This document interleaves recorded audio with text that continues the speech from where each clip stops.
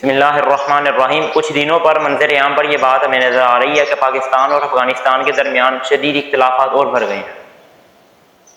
اب دیکھیں یہ کہ پاکستان کے اندر رہنے والے بھی مسلمان ہیں، پاکستان بھی اسلام کے نام پر بنا ہے، اور افغانستان جو ہمارا پڑوس ملک ہے وہاں بھی رہنے والے مسلمان ہیں اور وہ بھی ایک اسلامی ملک ہے۔ اب دیکھیں یہ کہ لڑوانے والے کون ہیں۔ ہم اس بات کو نہ دیکھیں کہ مسلمان کے خلاف لڑ رہا ہے اور یہ آپس میں ایک دوسرے کو مارے جا رہے ہیں۔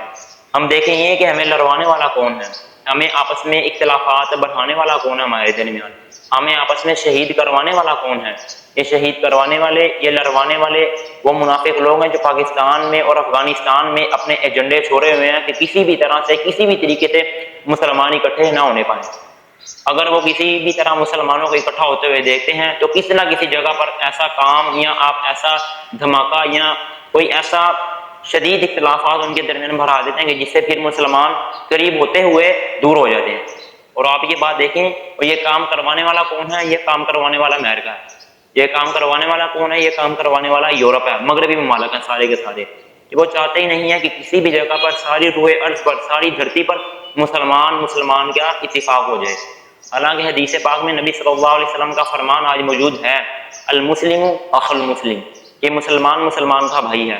لیکن آج ہم دیکھیں کیا کوئی شخص اپنے ہی بھائی کا خون لے سکتا ہے، یا کوئی شخص اپنے ہی بھائی کو زندہ مار سکتا ہے یا زندہ جلا سکتا ہے یا اسی پر فائرنگ کر سکتا ہے یا اسی پر دھماکے کر سکتا ہے؟ نہیں، بلکہ یہ کام کروایا جاتا ہے۔ اور یہ کام کروانے والے کون ہے؟ یہ کام کروانے والا آج کا بدبخت یہودی ہے کہ جس نے فلسطین کے اندر بھی مظالم کے پہاڑ توڑ دیے ہیں، ظلم کے پہاڑ اس نے وہاں بھی توڑ دیے ہیں، اور وہ یہ چاہتا ہی نہیں ہے کہ ساری دنیا کے کسی بھی مسلمان کیا ہوں، اکٹھے ہوں۔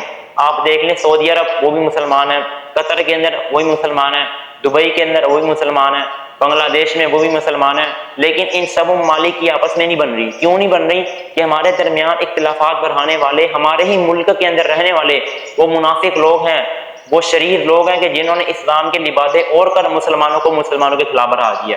اگر ہم لوگ ان ایسی باتوں پر غور و فکر کر لیں یا ہم ان باتوں پر عمل پیرا ہونا شروع ہو جائیں کہ ہمیں لڑوانے والا کون ہے، ہمیں شہید کروانے والا کون ہے، ہمیں آپس میں ایک دوسرے کے خلاف بڑھانے والا کون ہے، تو ہمارا ملک نہیں بلکہ ساری دنیا کے مسلمان ترقی کرتے ہوئے نظر آئیں گے۔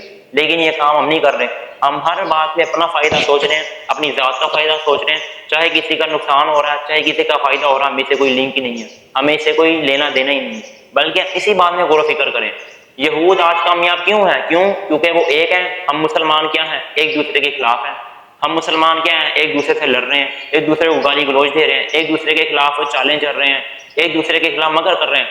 حالانکہ ہونا یہ چاہیے تھا کہ مسلمان ایک ہوتے اور یہود کے خلاف لڑتے، یہودیوں کے خلاف، عیسائیوں کے خلاف، غیر مسلموں کے خلاف ہمارا اعلان جہاد ہوتا، لیکن نہیں، ہم یہی کام کہ جو ہم نے غیر مسلموں کے ساتھ کرنا تھا وہ کام ہم مسلمان آپس میں کر رہے ہیں، اور غیر مسلم یہودی عیسائی ہمیں دیکھ رہے ہیں۔ اللہ تعالیٰ ہمیں ایک قوت ہونے کی اور ایک جسم کی مانند ہونے کی توفیق